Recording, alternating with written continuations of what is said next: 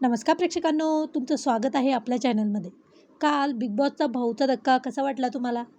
कालचा भाऊचा धक्का एकदम कडक, बेस्ट आणि धडाकेबाज असा झाला. आजपर्यंतचा या सीझनमधला सगळ्यात मस्त असा धक्का झाला. सगळ्यांना शोमध्ये त्यांची जागा दाखवून दिली. खरंच आज रितेश सरांना मनापासून धन्यवाद.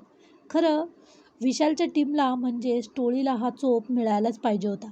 कारण ते सगळे खूपच हवेत होते आणि त्यांना असं वाटत होतं की ते जे बोलताय, वागताय सगळंच बरोबर आहे.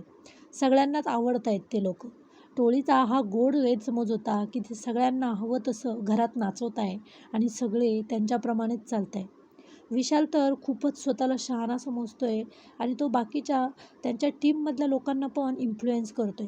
पण काल रितेश सरांनी खऱ्या अर्थाने त्यांना आरसा दाखवला असं म्हणता येईल. रुचिताची तर चांगलीच खरडपट्टी काढली. रोशन यांच्या टीममध्ये आहे, पण तो काही असा दिसून येतच नाही. त्याचा स्वतःचा असा काही गेमच नाही. तो फक्त जे विशाल बोलेल तेवढंच करतोय. तन्वी, राकेश आणि दीपाली यांचं रितेश सरांनी कौतुक केलं, तसंच जिथं चुकले तिथं त्यांना दाखवूनही दिलं.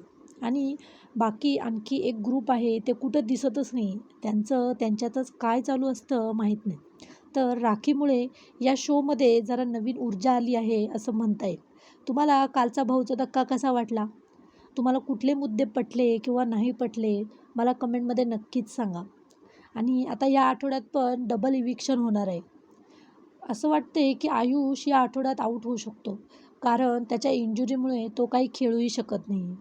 अजून एक कोण घराबाहेर जाऊ शकतं? तुम्हाला काय वाटतंय? नक्कीच कमेंटमध्ये सांगा. आणि असेच आपले व्हिडिओ बघण्यासाठी प्लीज व्हिडिओला लाईक करा आणि चॅनलला सबस्क्राईब करा.